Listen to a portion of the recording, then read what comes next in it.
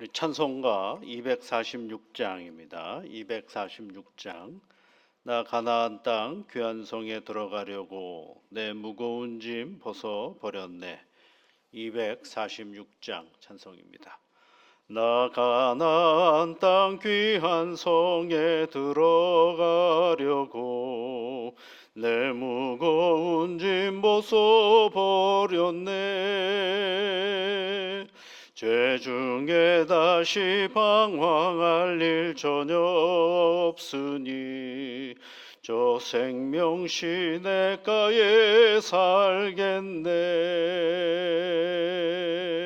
길이 살겠네.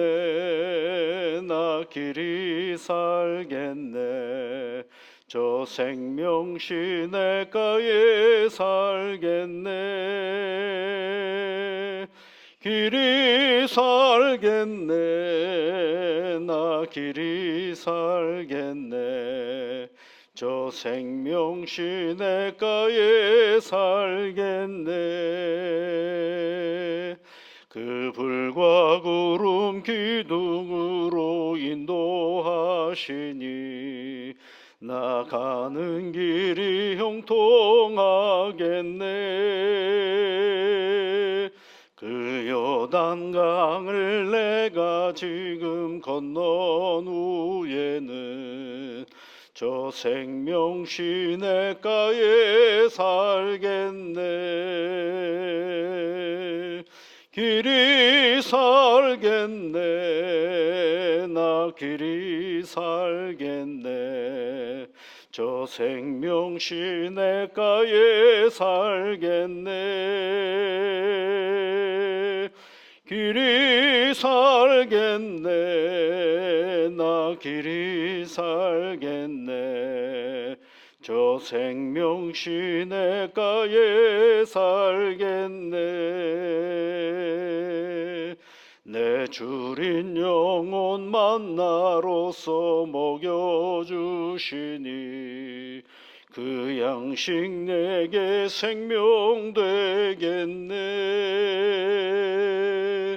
이후로 생명 양식 주와 함께 먹으며 저 생명 시냇가에 살겠네. 길이 살겠네. 나 길이 살겠네. 저 생명 시냇가에 살겠네. 길이 살겠네. 나 길이 살겠네. 저 생명 시냇가에 살겠네. 오늘 우리에게도 새 생명을 허락하시고 하나님 앞에서 새날을 맞이할 수 있게 해주셔서 감사를 드립니다. 하나님 아버지, 우리가 이 땅에 사는 삶의 길이 하나님을 향한 천국의 길인 것을 결코 잊어버리지 않게 하시며 오늘도 주님과 함께 동행하며 나아가는 복된 날이 되게 이끌어 주시옵소서. 존귀하신 아버지 하나님, 하늘나라 소망을 가지고 이 땅의 삶을 살아가지만 세상에서 벌어지는 일들을 가만히 바라보면 어처구니 없기도 하고 세상 사는 그 모든 것들이 결국은 참 어렵고 힘든 일들이 많다라는 것을 알게 됩니다. 개인적인 문제뿐만 아니라 이 세상에서 이루어지는 전쟁의 문제뿐 여러 가지 형편들 가운데에 우리가 다 이해할 수 없는 일들이 얼마나 많은지 모릅니다. 어느 곳에서는 평화롭게 살아가는 땅이 있는가 반면에 또 어느 곳에서는 끊임없이 전쟁과 공포와 생명의 위협을 가지고 있는 삶의 터전도 있음을 저희들이 봅니다. 어느 곳에서는 먹을 것이 넘쳐나서 때로는 그것이 상하여 버리는 그런 곳도 있지만 어느 곳에서는 하루 먹는 것조차도 힘겨운 인생의 삶을 살아가는 땅도 있음을 알게 됩니다. 어떤 땅에는 하나님 사시사철 모든 삶의 조건들이 너무 풍요로워서 되는 것들이 다 잘 되는 그런 땅에 있는 반면에 어떤 땅은 비가 내리지를 않아서 땅이 갈라지고 곡식이 자라지 않는 척박한 삶의 터전도 있는 것을 보게 됩니다. 성령 하나님, 우리가 어디에 있느냐에 따라서 우리는 복이라고 생각하는데 아버지 하나님, 바라옵기는 하나님의 전지전능하심과 능력과 하나님의 자비로우심으로 우리가 사랑하는 모든 세상의 자리가 하나님 안에서 웃음 있는 복된 인생의 길이 되어줄 수 있도록 성령 하나님 도와주시옵소서, 이끌어 주시옵소서. 아버지 하나님, 전쟁의 소리가 잦아들게 하시고 이 땅에 아버지 하나님 어렵고 힘겨운 삶의 터전이 조금씩 나아지는 형편들로 발전케 하여 주옵소서. 그리함으로 말미암아 이 세상의 모든 삶의 터전이 하나님으로 인하여 웃음이 있는 복된 기회가 되게 은혜를 내려 주시옵소서. 우리가 아무 문제가 없기 때문에 아무 문제가 없는 것이 아니라 아무 문제가 없는 오늘 내 삶의 자리 속에 곤고한 삶의 자리를 향하여 기도하고 회복을 위하여 간구하며 하나님의 능력을 사모하는 우리의 신앙의 터전이 되어줄 수 있도록 은총을 내려 주시옵소서. 예수님 이름으로 기도하옵나이다. 아멘. 하나님의 말씀은 에스라서 5장 6절부터 14절, 17절까지 말씀을 보겠습니다. 에스라서 5장 6절 말씀부터 17절까지입니다. 유브라데 강 건너편 총독 단느네와 스달 보스네와 그들의 동관인 유브라데 강 건너편 아바삭 사람이 다리오 왕에게 올린 글의 초보는 이러하니라. 그 글에 일러스되 다리오 왕은 평안하옵소서.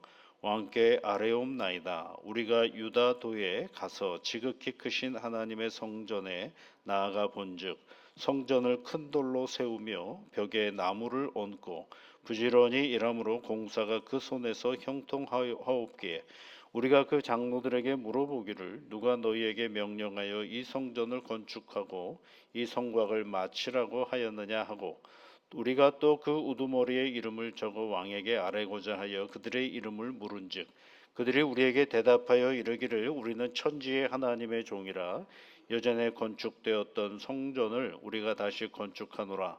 이는 본래 이스라엘의 큰 왕이 건축하여 완공한 것이었으나 우리 조상들이 하늘에 계신 하나님을 노엽게 하였으므로 하나님이 그들을 갈대아 사람 바벨론 왕 느부갓네살의 손에 넘기심에 그가 그 성전을 헐며 이 백성을 사로잡아 바벨론으로 옮겼더니 바벨론 왕 고레스 원년에 고레스 왕이 조서를 내려 하나님이 이 성전을 다시 건축하게 하고 또 느부갓네살이 예루살렘 하나님의 성전 안에서 금, 은 그릇을 옮겨다가 바벨론 신당에 두었던 것을 고레스 왕이 그 신당에서 꺼내어 그가 세운 총독 세스바살이라고 부르는 자에게 내주고 일러 말하되 너는 그 그릇들을 가지고 가서 예루살렘 성전에 두고 하나님의 전을 제자리에 건축하라 하매 이에 이 세스바살이 이르러 예루살렘 하나님의 성전 지대를 놓았고 그때로부터 지금까지 건축하여 오나 아직도 마치지 못하였다 하였사오니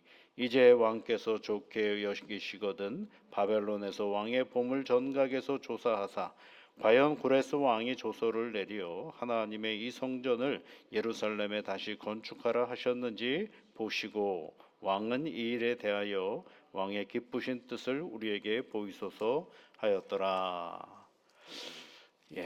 이제 그 성전을 지으려고 막 가서 열심히 하다 보니까 그 땅에 살고 있는 이미 이제 예루살렘에 있는 페르시아의 감독관이라고 할 수가 있겠죠. 그 지역을 다스리는 감독관인 이 단느네라는 사람과 여러 고관들이 이스라엘 백성들이 갑자기 와가지고 거기서 뭔 건물을 만들기 시작하니까 의문을 제기하는 거죠.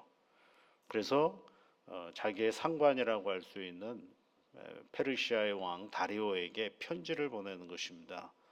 이 유다 땅에서 페르시아에서 온 유다 사람들이 몇몇이 이런 일들을 하고 있는데 그 일들에 대한 상황을 잘 보고하면서 이게 가능한 일인가를 한번 확인해 보는 장면이 오늘 우리가 읽은 내용입니다. 그러니까 이것은 이제 하나님을 알지 못하는 총독 단느네의 눈으로 본 당시 유대 그 바벨론에서 돌아온 사람들이 어떠한 일을 하고 있었는가를 잘 보여주고 있는 장면입니다. 그래서 이제 그 이야기를 쭉 하였으면서 16절 끝에 보면 하였사오니 이렇게 돼 있죠. 하였사오니 이게 뭐예요? 그가 들었다는 겁니다. 이게 쭉 들은 내용들을 17절에서는 이야기하는 거죠. 좋게 여기시거든 왕이 한번 좀 보시고 새로운 판단을 내려달라고 얘기를 하는 것입니다. 근데 이 다리오 왕이 누구예요? 그 전에 뭔가를 지으려고 하니까 주변에 있는 사람들이 막 웅성웅성하고 방해하는 세력들이 있었거든요. 그런데 그 방해하는 세력들의 이야기를 듣고 잠깐 멈춰섰어요.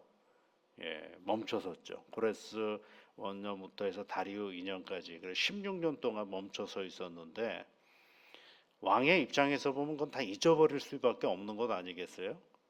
왜냐하면 큰 제국을 다스리는 입장에서 보면 한 지역에서 일어나는 일은 그렇게 중요한 일이 아니거든요. 그러니까 잊혀질 수밖에 없는 그런 상황이죠.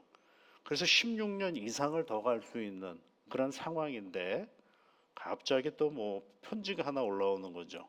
지역 관리가 그 지역에서 일어난 문제 하나가 오른 거죠.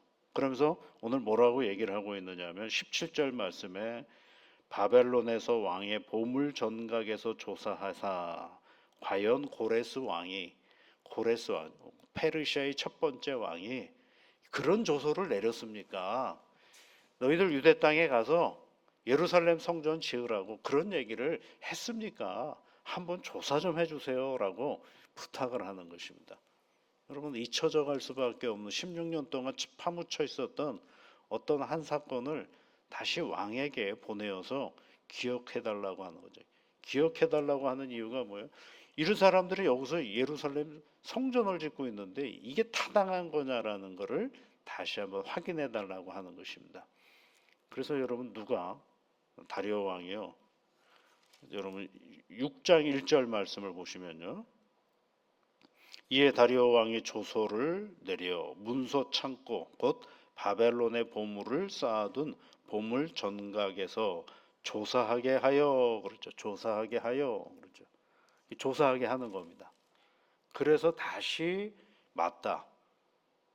옛 우리의 첫 번째 왕이셨던 고레스 왕이 이 일을 시켰다라는 것을 공식적으로 다시 확인하는 시간이 된 것입니다. 여러분 잘 보시면은요, 하나님이 하시는 일이 참 놀랍습니다. 공식적인 근거가 전혀 잊혀져 가고 있는 이때에 다시 총독이라는 한 사람을 세우셔서 그 사람이 공식적으로 문서를 보내고 다시 또 다리오 왕이 공식적으로 조사를 하게 만들어서 잊혀질 것 같았던 이스라엘 사람들이 성전 짓는 일이 다시 뭐가 되는 거예요? 공식화되는 거예요. 예.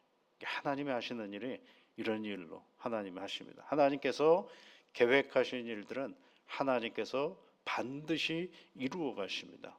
거기에 이런저런 사람들이 뭐라고 해요? 방해도 하고 카더라 통신도 만들고 별짓을 다 해도 결국은 누가 이루어 가시는 거예요? 하나님께서 이루어 가시는 겁니다. 근데 어떻게 이루어 가셔요?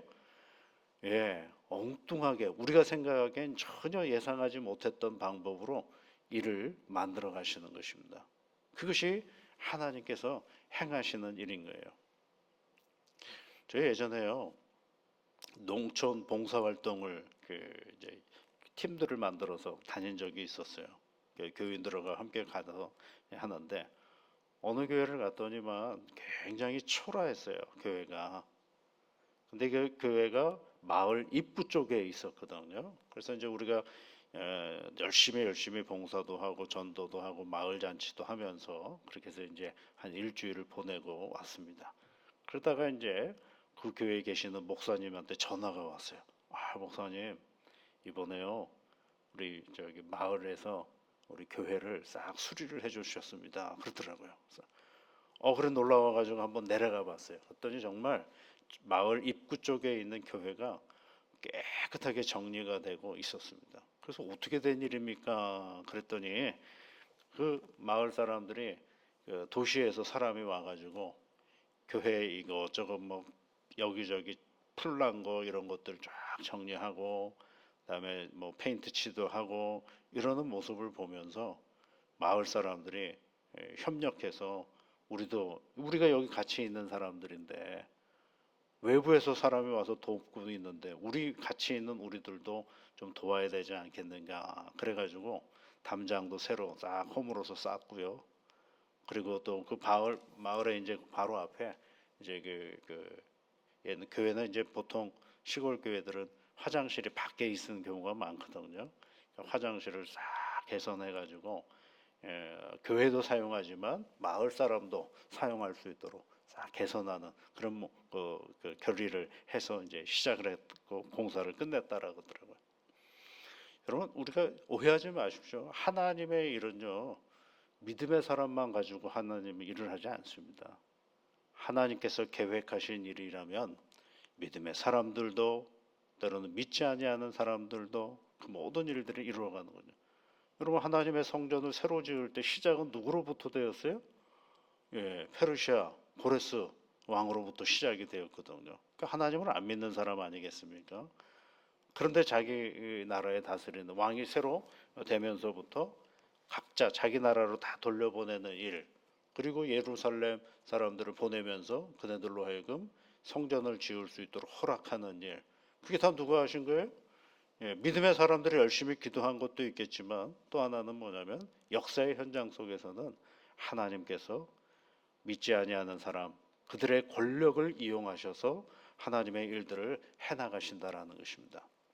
그래서 우리가 꼭 기억해야 될 것이 있습니다. 오늘 우리가 무슨 일을 해나갈 때 뭔가 잘 안 되고 막히는 일이 있다라고 생각한다면 하나님께서는 어떻게 풀어가실까를 기대하십시오. 흔들리지 않고 기대하는 그 순간 하나님께서 새롭게 역사하시고 일을 행하시며 인도해 가신다라는 것이 성경이 일관되게 우리에게 말씀해 주고 있는 이야기인 것입니다. 사도 바울도 그러지 않았습니까? 여러분 사도 바울에게는 무슨 권리가 있었느냐면 로마의 시민권이 있었어요. 그 로마의 시민권이 뭐에 쓰이기 시작하느냐면 복음 전도하는 일에 굉장히 효율적으로 쓰이고 있다라는 것을 알 수가 있어요. 그래서 사도 바울은 나중에 그런 고백을 해요. 고린도후서 2장에서 4장 고린도후서 4장 8절 9절 말씀에서 이렇게 얘기를 합니다. 자기가 복음을 믿고 삶을 살아다 보니까 이런 결론을 내리게 돼. 사방으로 우겨쌈을 당하여도 낙심하지 아니하며 핍박을 받아도 버림바 되지 아니하며 거꾸로 트림을 당하도 망하지 아니하니라. 이렇게 돼 있어요. 놀랍지 않습니까, 여러분? 사방에 우겨쌈을 당하면 아무것도 할 수 없는 자리인데 거기서 뭐 한다고요? 낙심하지 않는다. 핍박을 받아도 그러면 도망갈 일인데 버림받지 아니하며, 핍박이라는 것이 하나님의 나를 버리는 사건이 아니다라는 것입니다. 거꾸로 트림을 당하여도 이게 뭐예요? 뭔가 나를 막아내는 거죠. 내가 하는 복음의 역사를 누군가가 망가낸다 할지라도 나는 망하지 않는다. 결코 멈추지 않는다라는 거 결론을 내리고 있어요. 여러분 교회 다니는 사람의 인생관이 여기에 보이는 것입니다. 오늘 조금 어렵습니까? 좀 안 됩니까? 좀 답답합니까? 그럴 때 우리가 해야 될 일이 있습니다. 주님께서 어떻게 이 일들을 풀어가실까를 기대해 보는 것입니다. 주님은 어떻게 이 문제를 어떻게 해결해 가실까? 그걸 기대하고 바라보면 오늘은 여러분 문제만 보이는 것이 아니라 길이 보이기 시작하는 겁니다. 아, 참 하나님은 참 놀라우신 분이다. 이렇게 이 문제를 풀어가시는구나. 야, 하나님 참 대단하신 분이구나. 내가 생각하지 못한 방법과 내가 예기치 않았던 그 상황으로 우리를 몰아가시는구나. 그것이 뭐예요, 여러분? 예수 믿는 사람의 인생입니다. 예수 믿는 사람의 인생은 나 홀로 사는 것이 아니라 그분과 함께 살아갈 때 그분이 언제나 우리와 함께 하시며 도우시며 이끌어 가신다라는 것이죠. 이것이 그리스도인의 정체성입니다. 오늘도 여러분 닿는 해라는 페르시아의 한 지역의 총독으로부터 예루살렘 성전 짓는 일이 공식화되고 다시 확인되어지는 일들을 우리가 보면서 오늘도 하나님의 은혜 안에서 믿음의 길을 건강하게 걸어가는 복된 날이 되시기를 주의 이름으로 축복합니다. 같이 기도하겠습니다. 하늘에 계신 우리 아버지, 아버지의 이름을 거룩하게 하시며 아버지의 나라가 오게 하시며 아버지의 뜻이 하늘에서와 같이 땅에서도 이루어지게 하소서. 오늘 우리에게 일용할 양식을 주시고 우리가 우리에게 잘못한 사람을 용서하여 준 것 같이 우리 죄를 용서하여 주시고 우리를 시험에 빠지지 않게 하시고 악에서 구하소서. 나라와 권능과 영광이 영원히 아버지의 것입니다. 아멘.